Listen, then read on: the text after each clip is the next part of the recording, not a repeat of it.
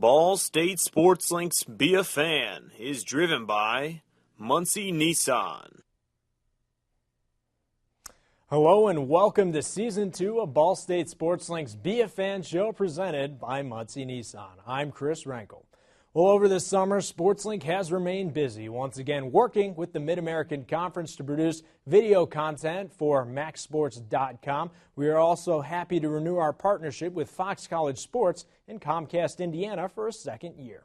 This month, we'll take a look at the volleyball team on the road, a family rivalry that spans across the state, what the basketball team did over the summer, and we take a look at what SportsLink has in store for you for this year. Let's get started. SportsLink is excited to be back for another year of bringing you the very best coverage in everything Ball State athletics. The nation's first fully immersed sports media program has many new ways to bring you everything from live remotes, daily audio and web updates, and of course, our award-winning stories about Ball State athletes. But what is SportsLink exactly? Our own Ben Wagner takes a closer look. Rolling. And go ahead and clap. SportsLink's an immersive learning program with maybe about 15 to 20 students where we get a chance to experience sports reporting sort of in the real world at the same time being in a college setting. We get to do live broadcasts and just learn a lot of things that I haven't learned in the classroom yet here in my time in Ball State. So we send content to ballstatesports.com. We cover all the teams. We dig a little deeper into the athletes and get their real stories. And we're pretty much everything Ball State sports. Hello and welcome to another edition of LinkedIn presented by Ball State Sports Link. I'm Paul Brown. Well, in a typical week, I put in quite a bit of time for SportsLink. It's kind of like a part-time job. I mean, I probably put in more time with SportsLink probably than I do studying for my classes, and I maybe should not admit that, but that's probably true. I'm usually in there if I'm between classes and stuff, just researching my next story or working on a package. And it's kind of been really hectic, but at the same time, it's been a lot of fun because, this is what we all love to do. We all love to broadcast sports, so it's been a blast, but very, very busy. Awesome. Hey, can we go back and redo the Chris Taylor, who's our faculty advisor with SportsLink, has brought in guests like Seth Davis, the writer for Sports Illustrated, and just a lot of guests that bring so much knowledge that we get to kind of pick their brain a little bit, ask them questions, learn from them. That's been a really awesome experience that is really only for SportsLink students, I guess. We send stuff to Fox College Sports and other national media agencies, and we get to go to all the games, we get to meet the athletes, we get to get the stories.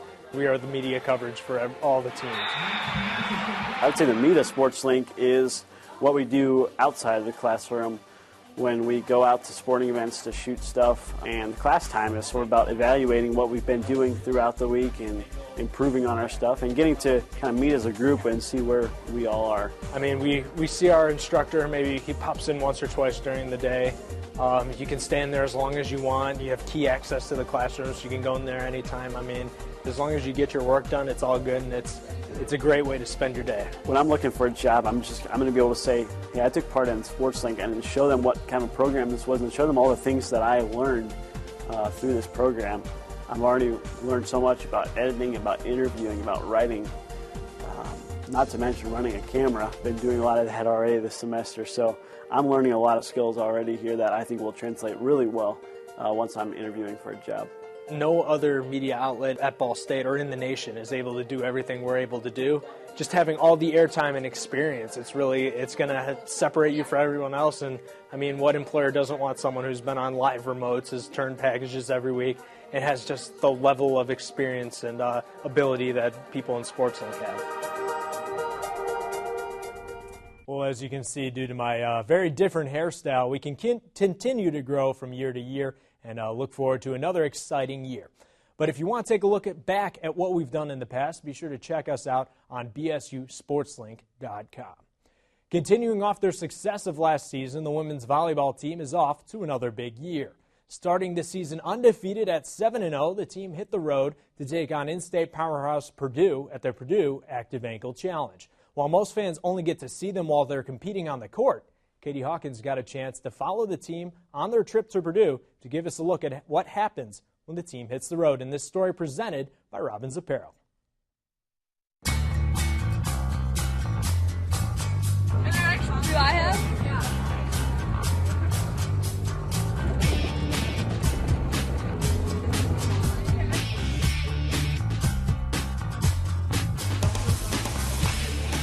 the importance of our team meals is just for us to like kind of relax and nourish our bodies with food, just to get ready for the big game.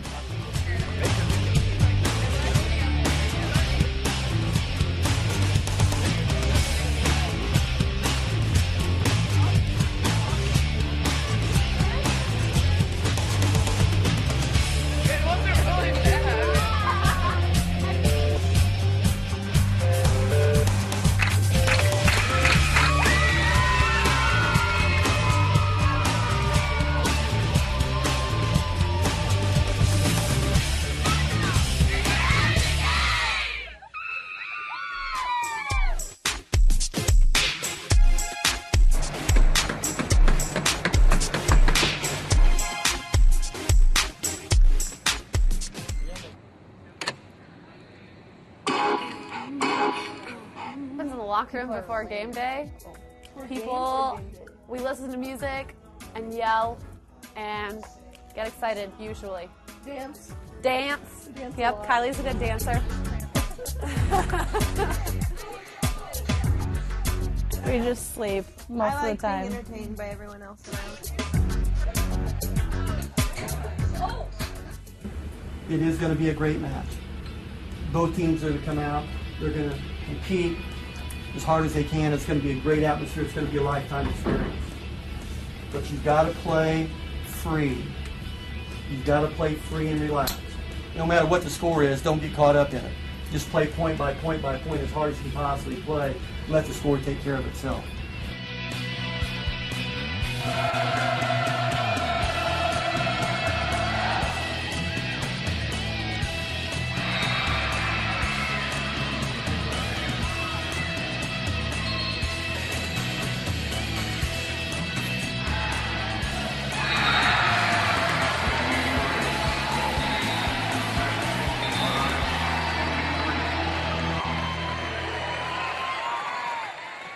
Ball State won their first two games of the tournament, taking their 9-0 record against a good-ranked Purdue team, and unfortunately, the Cardinals lost that game 3-1.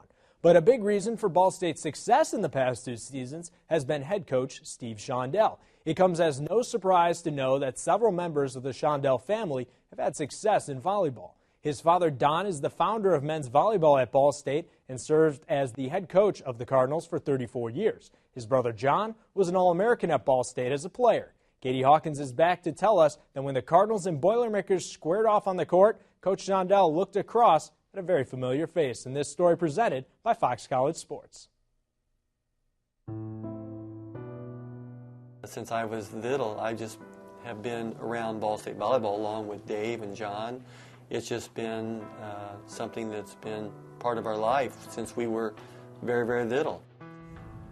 It all starts, obviously, with Dr. Don, my father, who is pretty much the patriarch of volleyball in the state of Indiana and the Midwest, and even certainly extends out across the country to so many different spots. Well, I think Dave was a freshman when I was a senior, and he was the one that went around campus to all the sororities and fraternities and drummed up fans to come to our matches. And when we played Ohio State when I was a junior and senior, we basically had 6,000 to 7,000 fans in Irving Gym. And a lot of that was in part to the fact that Dave had gone around all these fraternities and sororities and really promoted our team as a freshman. You know, Steve had a great volleyball career at Ball State. The teams were great when he was there. They battled against Ohio State with some great Ohio State teams. That was right around the peak of Ball State men's volleyball. In high school, we really felt like we were competing against each other because once we got into state tournament play, we always had to play each other right off the bat. People ask me, well, how does the Ball State-Purdue thing compare to Central and Burris? And from that standpoint, the intensity, the focus from the community, the interest, it doesn't compare. You know, we would have 3,000 or 4,000 people at the field house or in Ball Gym, students going crazy. You know, it was something very special. He's a great competitor, a great coach, but he just brings it out of his players a little bit different than I do. I guess I'm a little bit more laid back. Steve and I think philosophically are very similar, but we're two different breeds of cat. You know, I think our personalities are just different, but you know, everyone's different. Dave he always has had a different demeanor. The difference is that, you know, growing through high school, you know, I learned everything from him. And now I think at the college level, there's a few things that he's learning from me. Every week, you know, we're on the telephone, and they're still helping me. I've still got so much, you know, to learn. I've coached high school for 34 years, and it's a totally different world in college, and those guys have been there to help me through all the ups and downs, and they always will be, and that's something I really appreciate. What Coach Shondell has accomplished in 2 years is nothing short of remarkable. Taking over a team that finished at the bottom of the MAC in the previous season, Steve Shondell has completely revamped the Ball State women's volleyball program. After last season's regular season MAC championship, the Cardinals are one of the favorites once again to win the Mid-American Conference. Our own CJ Allard sat down with Coach Shondell to discuss the season so far. Thanks, Chris. Today we are joined by Ball State women's volleyball head coach Steve Shondell. And Steve, earlier this year, your team traveled up to Purdue to play in the Purdue Active Ankle Challenge. Big match for the team facing the 13th ranked Purdue Boilermakers, but you were versing your brother, who's the head coach, Dave Shondell. Also, you're the youngest of the three, and John Shondell, who's the assistant coach. How was it going into that atmosphere at Purdue, coaching against, two of your brothers? It was really a lot of fun. There was a great build-up for the match, and to go to Purdue and play in front of a sold-out crowd with Purdue Pete there and the Purdue Pep Band and the pom-pom girls and cheerleaders and a wonderful audience and a great turnout from Ball State. We had a lot of fans go over to support us, and it was just a great night. We were excited to be able to go out and win game number one and show that we can play with one of the premier programs, premier teams in the country, and it was really a great finish to really an outstanding tournament for us, going 2-1 on the weekend. And back-to-back weekends this season, you played two Big Ten opponents on their home floor in separate tournaments. Much tougher schedule this year than last year. How did your girls go into such an environment where the Big Ten, known for their volleyball, especially against Michigan State and Purdue, two of the premier teams in the Big Ten, and play well in such a hostile environment? Well, that's a great question. You know, to go into those environments and compete and play well, that's what you look forward to all season. We've been looking forward to playing Purdue and playing Michigan State all since last spring. And once it gets there, it's just a matter of going out and playing your ability and not getting caught up in all of the excitement surrounding the match, but going out and focusing on volleyball and representing Ball State and doing the best we can. And I think in those matches, we represented Ball State the best way we possibly could. You were hired late in the spring of last year, and so outside of the Ball State community, it was a surprise to a lot of people that Ball State won the regular season MAC title. Now the bullseye's on your back. Every team shooting for you in the MAC this year. Give us a little MAC preview and how you're going to get your team to respond the same way they did last year. Well, it's hard to guarantee that we're going to respond the same way we did last year because that was a fantastic season, and the MAC is even much more improved from a year ago. Then it's going to be a great Mid-American Conference league this year. Our division is just absolutely stacked from top to bottom, and I really feel like any one of the 6 teams is capable of winning the MAC West this year. The other division, you've got Ohio, Bowling Green, Miami that are off to great starts this season. So the MAC is going to be extremely challenging. If you pick up road victories this year, they're going to be huge. You got to protect your home court, and that's something we were able to do here last year at Ball State, is win all of our matches at Worthen Arena. But I know that every match is going to be challenging, and I think volleyball fans in the Muncie area are going to love coming to Worthen Arena this fall to watch Mid-American Conference volleyball. 18 girls in your squad this year. 3 of your freshmen are redshirting, but with all that depth, especially the additions of Kara Bates, the outside transfer from Maryland, and Lauren Grant, the right side transfer from Cincinnati, does all the depth, obviously all the depth helps you in a way because you can throw anybody in, but does that almost hinder you having that many girls and knowing that there's girls who are quite capable of playing on your bench? Well, one thing it does, it makes everyone really compete for their job. And when there's competition, whether you're playing against great competition in matches or playing in practice, you're going to get better. The downside about that is you have 9 starters. There's going to be a few players that you would like to have on the court all the time that are in reserve roles, and they have to be ready to come in and play. And I've tried to stress to our team right from the beginning that roles are going to change throughout the year depending on who's playing well, who's not. And it creates a lot of competition, but it does give you an awful strong bench. And the key is you have to accept your role, because if you don't accept your role, it will cause problems within the team. And you know, my job as a coach is to make each player realize what their role is, perform that role to the best of their ability, and play for Ball State University and not themselves. Well, as he said, undefeated here at home in his 2-year coaching career is Steve Shondell. Steve, thank you very much for joining me. Best of luck the rest of the way. Thank you, CJ.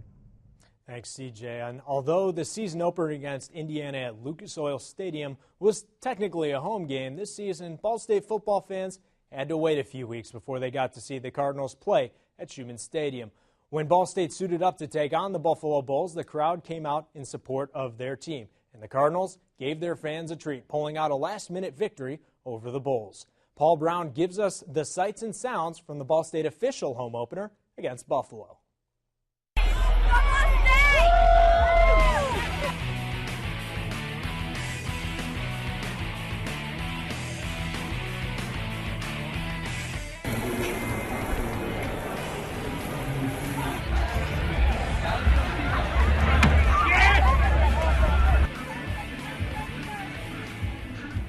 Good evening, football fans, and welcome to the Schumann Stadium as the Ball State Cardinals host the Bulls of the University of Buffalo. Please welcome the Mid-America Marching Band.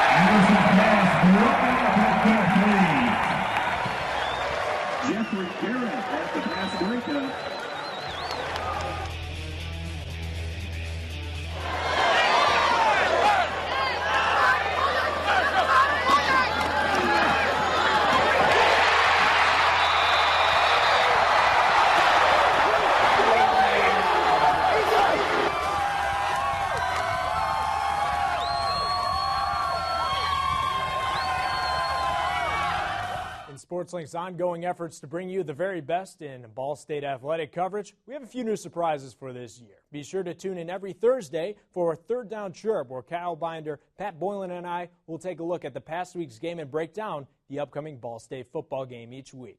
Also back this year is our Facebook Fan of the Week. SportsLink will pick one of our many Facebook fans each week for a $75 prize pack from SportsLink and Sports Clips. And back this year again is SportsLink's In Focus, where we will highlight one of the many scholar athletes that suits up for the Cardinal and white. And this week, Tim Keene will give us a look at field hockey's Devin Bell in this story presented by Table X. I'm Devin Bell. I'm number 18. I'm a junior, and I play defense. I'm from New Jersey. South Jersey, like around the shore in Philadelphia. It's just a slower pace, like the people are nice. Where I'm from, like you don't really hold the door for people, and no one stops you just to be like, hi, how are you? So it's definitely a lot nicer out here than back home, but I still love Jersey. I'm actually in SAC. It's like the Student Athlete Leadership Committee, so we do a lot with community service and just getting all the teams like to know what's going on.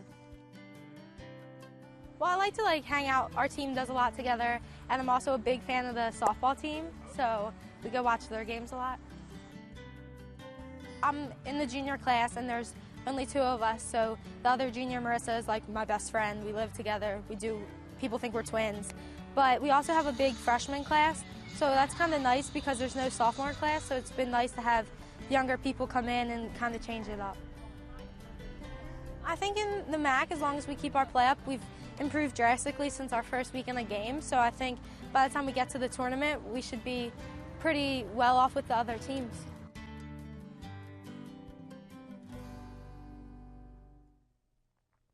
Be sure to look for this story and more on bsusportslink.com and ballstatesports.com.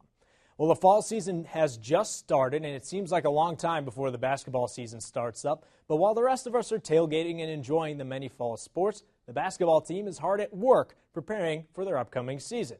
Now, practice is important, but there's no substitute for good old competition. So the defending MAC West champions set off on a trip up north to Canada, touring around the country and taking on some of Canada's best. Katie Hawkins gives us a look at what happened during their trip in this story presented by Hit Country 102.5 WMDH.